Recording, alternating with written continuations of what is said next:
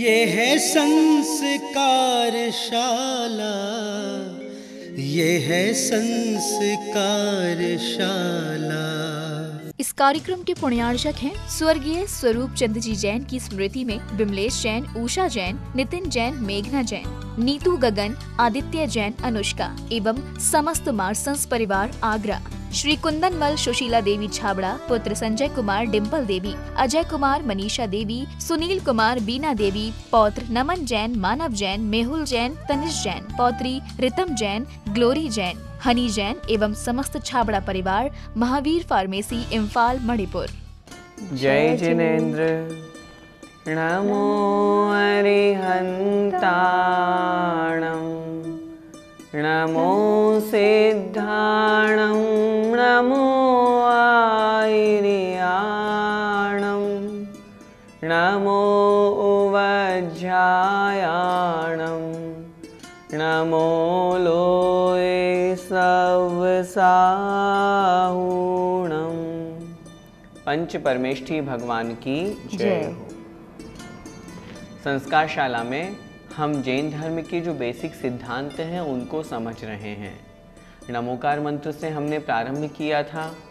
हम पाप और कषायों के निमित्त से संसार में परिभ्रमण करते हैं, लेकिन उन सब से छूटने का जो उपाय है, सच्चे देवशास्त्र गुरु पर सच्चा श्रद्धान करके, हम 7 तत्वों के प्रति पूरा पक्का विश्वास करके, हम सम्यक दर्शन को प्राप्त करके अपनी आत्मा का कल्याण कर सकते हैं जी। हमने कुछ विशेष विषयों पर भी चर्चा करी थी, जिसके अंतर्गत अहिंसा है। हम जन्म लेते हैं तो किस प्रकार, कौन सा जन्म लेकर के हम संसार में भ्रमण करते हैं, कैसे हम उस जन्म से बच सकते हैं, इसके बारे में हमने समझा था। बहुत बार प्रवचनों में राजा श्रीपाल और मैना सुंदरी का कथन हमें प्राप्त होता है। हम सुनते रहते हैं कि एक रानी हुई मैना सुंदरी। वो कौन थी, कैसे उन्होंने अपने पति का कुष्ठ, जो रोग था, जो कष्ट था, जो दुख था, उसे दूर किया। हम बहुत बार ये कथा कहानी सुनते रहते हैं, लेकिन हम ये नहीं जानते राजा श्रीपाल कौन थे, मैना सुंदरी कौन थी, उनका विवाह क्यों हुआ, क्यों उन्होंने एक दूसरे के साथ में जीवन यापन करने का संकल्प लिया। रानी मैना सुंदरी ने किस तरह धैर्य को धारण करके अपने पति के कष्ट को अपना कष्ट समझा और उनके दुख दूर करने का पूरा प्रयास किया। राजा श्रीपाल कौन थे, मैना सुंदरी कौन थी, उन्होंने क्या ऐसा किया जिसके कारण से आज हम उन्हें बड़ा बहुमान और सम्मान देते हैं, ये सारी की सारी बातें आज की इस कक्षा में हम पढ़ेंगे। भैया जी, सर्वप्रथम यह बताएं कि राजा श्रीपाल कौन थे और उनके साथ उनके जीवन में क्या घटना घटी। राजा श्रीपाल के बारे में समझने से पूर्व हम उनके बारे में, उनके संबंध की कथा सुनते हैं। चंपापुर नगर के राजा अरिदमन और उनकी पत्नी, उनकी श्रीमती का नाम कुंद प्रभा था।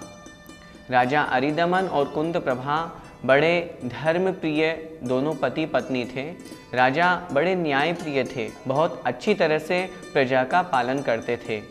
संयोग से एक दिन उन दोनों के एक पुत्र उत्पन्न हुआ जो महातेजस्वी था, धर्मपरायण था, न्याय संगत था।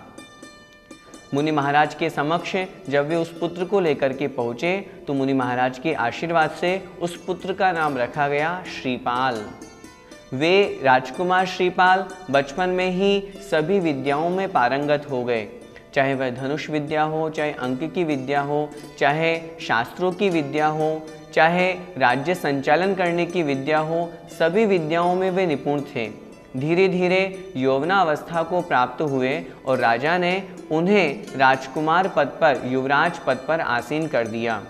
लेकिन एक दिन असाता वेदनी कर्म के निमित्त से उनके शरीर में कुष्ठ रोग हो गया और उन्हें ही नहीं, उनके साथ में जो 700 उनके साथ में राज्य मंत्री थे, सभासद थे, मित्रगण थे, उन 700 मित्रों के साथ में राजा श्रीपाल को, या यूँ कहे राजकुमार श्रीपाल को, वहाँ पर कुष्ठ रोग हो गया।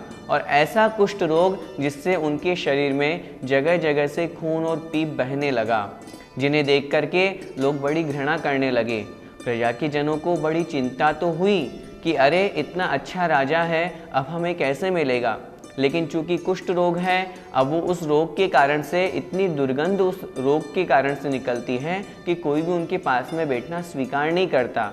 तब उनके जो चाचा थे उनकी सलाह से राजकुमार श्रीपाल ने अपने सभी उन 700 कोढ़ियों के साथ में राज्य का त्याग कर दिया और वे वहाँ राज्य से निकल करके उपवन में आकर के रहने लगे। तो इस प्रकार विवाह से पूर्व तक उनकी यह घटना हमें समझनी चाहिए। राजा श्रीपाल के संदर्भ में अभी आपने हमें बताया, तो अब यह बताएं कि मैना सुंदरी कौन थी और इनका विवाह श्रीपाल जी से क्यों हुआ। मैना सुंदरी के बारे में भी समझने के लिए हम उनकी कथा समझते हैं। मालवा देश में एक उज्जैनी नाम की नगरी है। उस उज्जैनी नगरी के राजा थे राजा पहुपाल और उनकी श्रीमती का नाम था पद्म रानी। दोनों राजा रानी बहुत अच्छे से अपना जीवन यापन कर रहे थे। संयोग से उनकी 2 पुत्रियां उत्पन्न हुई। उन दोनों पुत्रियों का नाम क्रमशः सुर सुंदरी और मैना सुंदरी था। दोनों भले ही बहनें थी, लेकिन दोनों के आचार विचार में बहुत अंतर था। सुर सुंदरी बहुत सुंदर थी, लेकिन उसके साथ में ही वह सांसारिक विषय भोगों में आसक्त रहने वाली थी। वह अन्य धर्म से, अन्य संप्रदाय से जुड़ी हुई थी, इसलिए उसे धर्म की बातें अच्छी नहीं लगती थी। वह तो बस विषय भोगों में ही अच्छा अपना मन लगाए रखती थी।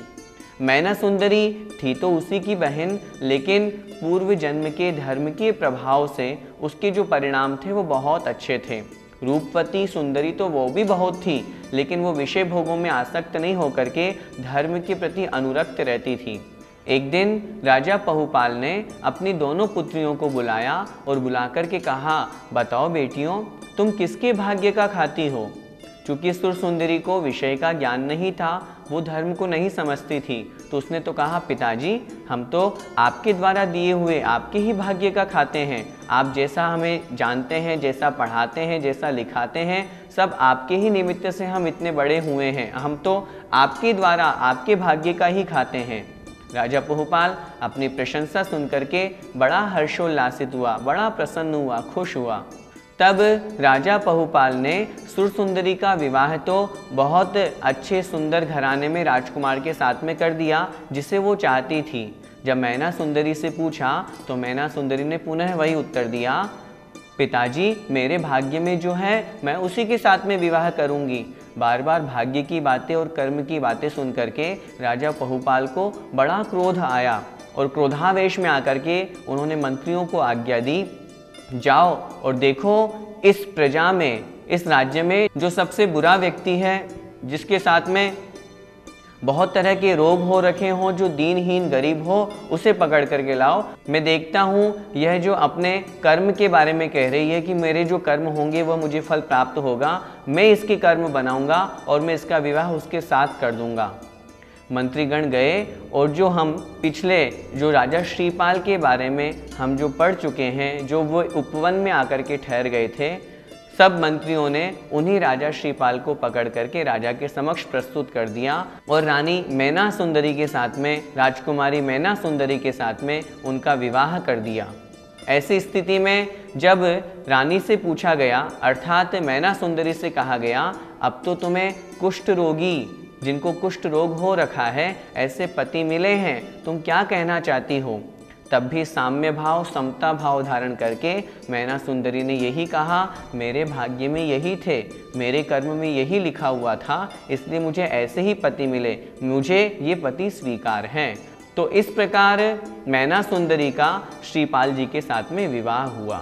जैसा कि अभी आपने बताया कि राजा पहुपाल ने अपनी पुत्री मैना सुंदरी का विवाह कुष्ठ रोगी श्रीपाल जी से करवाया, किंतु उसे भी उन्होंने बड़े ही समता भाव से स्वीकार किया। अब उस कुष्ठ रोग को दूर करने के लिए मैना सुंदरी ने क्या उपाय किया? जब मैना सुंदरी को अपने पति के रूप में कुष्ठ रोगी श्रीपाल मिले, तो सबसे पहले तो उन्होंने अपने मन में किसी प्रकार का कोई विकल्प नहीं किया, कोई गुस्सा नहीं किया अपने पिताजी के ऊपर, बल्कि अपने कर्मों के बारे में उन्होंने विचार किया, मेरे ऐसे ही कर्म थे, इसलिए मुझे ऐसे ही पति मिले हैं। समता भाव से, साम्य भाव से उन्हें स्वीकार करके वह धर्म ध्यान करने लगी। एक बार एक मुनि महाराज के दर्शन करने जब वो गए और उन्हें अपनी व्यथा कही, अपनी कहानी सुनाई, तो उन मुनि महाराज ने कहा, कुष्ठ रोग को दूर करने के लिए अष्टांगिका महापर्व में तुम सिद्ध चक्र विधान करो। जी। सिद्ध चक्र विधान के समय जो अभिषेक होगा, उस अभिषेक का जो गंधोदक है, उस गंधोदक को तुम अपने पति के मस्तक पर लगाओ, इनके शरीर पर छिड़को, उसके प्रभाव से यह कुष्ठ रोग दूर हो जाएगा। अभिषेक शांति धारा का जो गंधोदक होता है उसमें बहुत चमत्कार होता है। जिन परिणामों के साथ में अभिषेक किया जाता है, विश्व कल्याण की भावना को लेकर के हम शांति धारा करते हैं, उस निमित्त से यदि हम किसी रोगी के मस्तक पर वह गंधोदक लगाते हैं तो बड़ा जल्दी उसका रोग ठीक हो जाता है। ये एक बहुत साइंटिफिक रीज़न है, मनोविज्ञान है जी बिल्कुल। और यही चीज़ मैना सुंदरी ने की। मैना सुंदरी के द्वारा जब वह गंधोदक उनके पति को लगाया गया, 8 दिन भी पूरे नहीं हुए, 8वें दिन के पश्चात जो श्रीपाल थे उनका शरीर कामदेव के समान सुंदर हो गया। जो इतना दुर्गंधित शरीर था, इतना बुरा शरीर था, उस पूजा के प्रभाव से, गंधोदक के प्रभाव से वह कंचन काया अर्थात स्वर्ण के समान दमकने वाली काया बन गई। तो यह सब प्रताप सिद्ध चक्र महामंडल विधान का ही था। भैया जी, अभी आपने हमें समझाया कि कुष्ठ रोग कैसे दूर हो गया, कैसे चमत्कार हो गया, तो क्या इस प्रकार के चमत्कार और भी देखने को मिलते हैं? भगवान की पूजा, भक्ति, स्तुति, उनका गुणानुवाद यदि सच्चे मन से और बड़ी श्रद्धा के साथ में, विश्वास के साथ में किया जाता है तो निश्चित रूप से चमत्कार होते हैं। हमारे शास्त्रों में ऐसे बहुत से उदाहरण प्राप्त होते हैं। अंजन चोर को ही देख लें। अंजन चोर ने क्या किया था?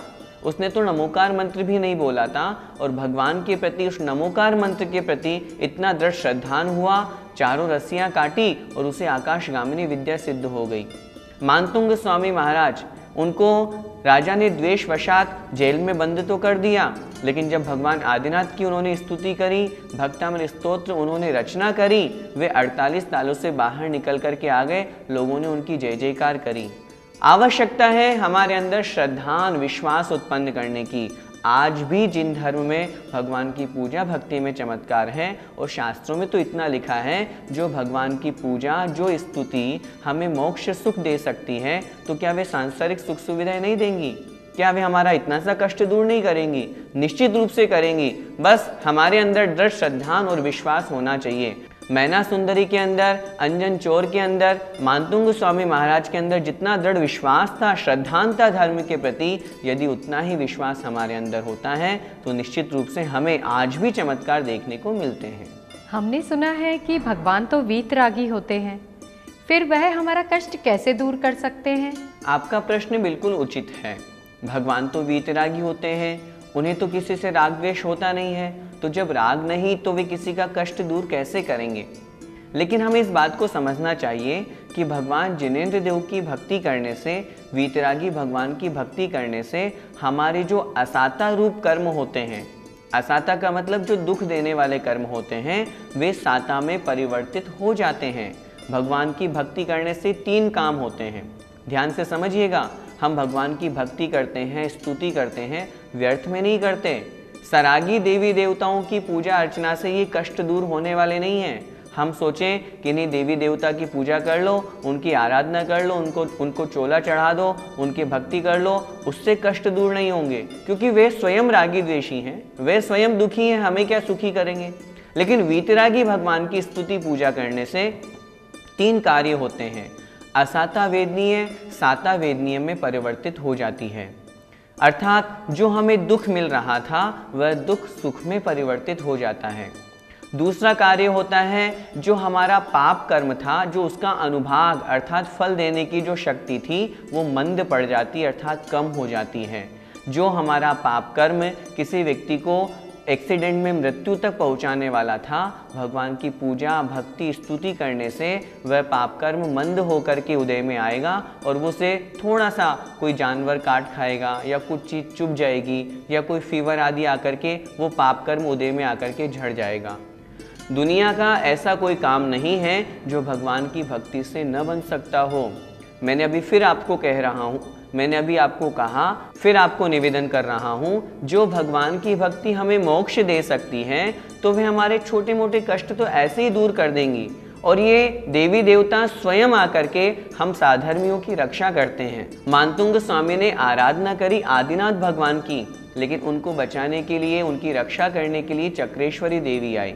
उसी तरह जितनी भी विपत्तियां आपत्तियां होती हैं, वीतरागी भगवान का स्मरण किया जाता है, देवी देवता आकर के उनकी रक्षा करते हैं। हमें भी वीतरागी जिनेंद्र भगवान की आराधना करनी चाहिए।